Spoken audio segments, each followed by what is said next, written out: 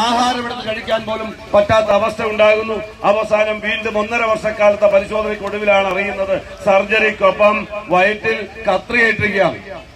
ഇല്ലേ? കേരളത്തിലെ മന്ത്രി പ്രതികരിച്ചോ? കേരളത്തിലെ ഉദ്യോഗസ്ഥർ പ്രതികരിച്ചോ? ആ കുടുംബത്തെ സഹായിക്കാൻ എത്തിയോ? കേരളം മുഴുവൻ വ്യാപകമായ പ്രതിഷേധം ഉണ്ടായി. മന്ത്രി പറയുന്നു, ഈ പത്തനംതിട്ടക്കാരിയായ മന്ത്രി പറയുന്നു, എന്താ പറയുന്നത്? എന്താണ് പറയുന്നത്?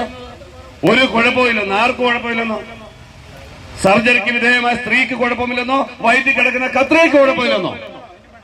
കത്രിയയ്ക്ക് കുഴപ്പമില്ലെന്ന് പറയുന്ന ഒരു മന്ത്രി, ആ മന്ത്രിക്കെതിരെ പ്രതിഷേധം ഉണ്ടായി. ആ പ്രതിഷേധത്തിന്റെ 100 മീറ്റർ അടുത്ത് പോലും പോകാത്ത കേരളത്തിലെ വിദ്യാർത്ഥികളും യുവജനങ്ങളുമായിട്ടുള്ള നേതാക്കളെ, നമ്മുടെ പ്രവർത്തകരെ ജാമ്യമില്ലാ വകുപ്പ് പ്രകാരം ജയിലിലടച്ച എംബോക്കികളാണ് ഇന്ന് കേരളം ഭരിക്കുന്നത്. നിങ്ങൾ ആലോചിക്കണം. ആഭ്യന്തര വകുപ്പിനെ ദുരുപയോഗം ചെയ്തുകൊണ്ട് കേരളം ഭരിക്കുന്നത്. ഒരു തെറ്റും ചെയ്യാത്ത കുഞ്ഞുങ്ങളെ ജയിലിലടച്ചവർ. എന്നിട്ട് പെടലി തിരിഞ്ഞുപോയി എന്ന് പറഞ്ഞൊരു മന്ത്രി ഒരു കോമഡി കഥാപാത്രമായി കേരളത്തിന്റെ പൊതുമണ്ഡലത്തിൽ നിൽക്കുകയാണ്. ഇവിടെ നമ്മുടെ പഞ്ചായത്ത് പ്രസിഡന്റ് എന്ത് തെറ്റ് ചെയ്തു? കൊച്ചുപറമ്പിലെന്ന് ഇവിടുത്തെ പോലീസുകാർ ഓർത്തിരിക്കുന്നത് നല്ലതാണ്.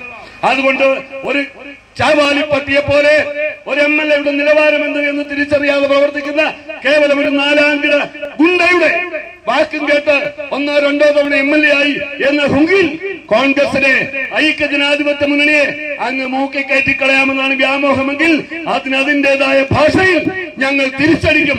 അതിനിടവരുത്തരുത് എന്ന് പറഞ്ഞുകൊണ്ട് ഈ പ്രതിഷേധ ധർണ്ണ ഉദ്ഘാടനത്തിനായി പ്രഖ്യാപിക്കുന്നു.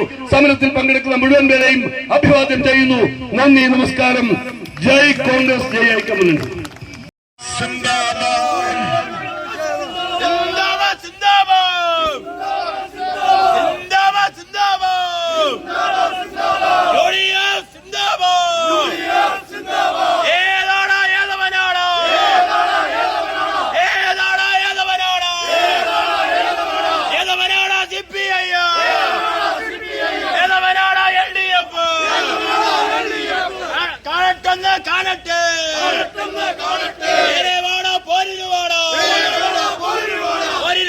ചർച്ചകള്